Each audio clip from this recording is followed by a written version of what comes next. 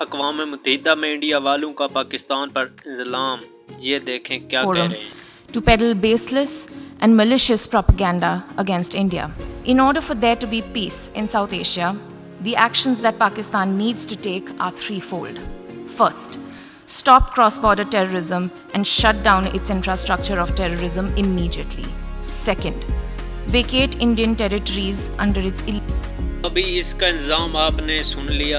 ابھی پھر اس کے جواب میں ایک پاکستانی خاتون جو اقوام متحدہ میں ہے اس کا جواب بھی آپ ملاحظہ فرمائیں کہ اس نے اس کو کیا جواب دیا. First, Jammu and Kashmir is not part of India. It never was and never will be. Just ask the people of Jammu and Kashmir. The Security Council done just that. It has decided that the final disposition of Jammu and Kashmir will be decided by its people through a UN-sponsored plebiscite. India accepted the Security Council resolutions. It is obligated to implement them under Article 25 of the UN Charter. It has failed to do so through fraud and force.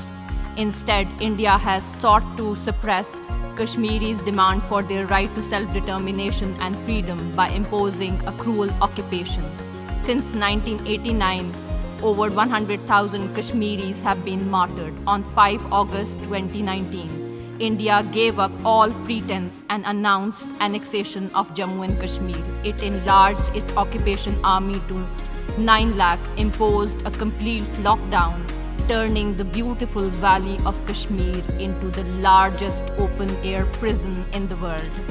The entire Kashmiri population is the victim of India's brutal tactics. Innocent Kashmiris are killed routinely in fake encounters and cordon and search operations. Collective punishments are imposed with the destruction of entire villages and neighborhoods. The entire Kashmiri political leadership remains incarcerated. 15,000 Kashmiri boys have been abducted, many disappeared and tortured. An information blackout has been imposed by closing media houses and charging independent journalists with terrorism. Indeed, a classic colonial settler project is underway. And yet, the oppressed Kashmiris have not capitulated. They have not given up their demand for freedom from Indian occupation. At all political celebrations, they fly a flag of Pakistan, not India. They cheer the Pakistani cricket team and they shout Pakistan Zindabad, long live Pakistan. India may forcibly occupy the land of Kashmir, but it has lost its people forever. The second lie is to describe the Kashmiri freedom struggle as terrorism. This is a familiar colonial ploy. Under international law, Kashmiri's resistance to foreign occupation is just and legal. It is India's occupation that is illegal.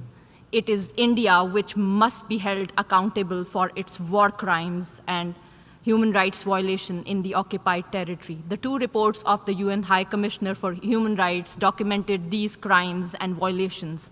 Over a dozen special rapporteurs of the Human Rights Councils have called for the investigation of human rights violation in Jammu and Kashmir.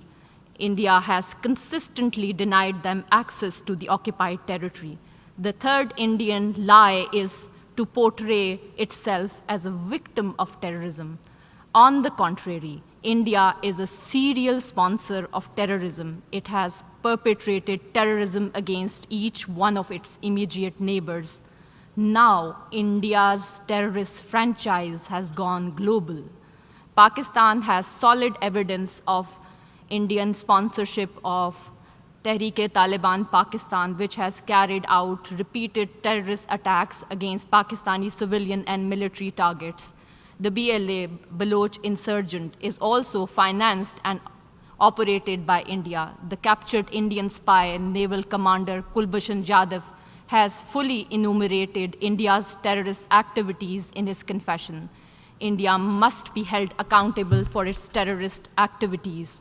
Mr. President, if a government is capable of brutally persecuting its own people, one can imagine what it is capable of doing to the people of other nations.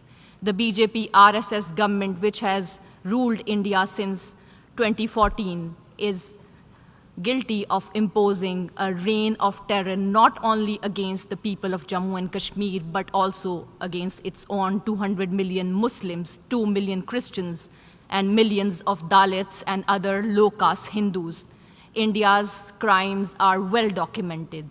These include pogroms in Gujarat, Mumbai, and Delhi, the frequent lynching of Muslims by cow vigilantes, the bulldozing of Muslim houses and shops, hate speech including calls by political leaders and Hindutva priests for genocide against Muslims.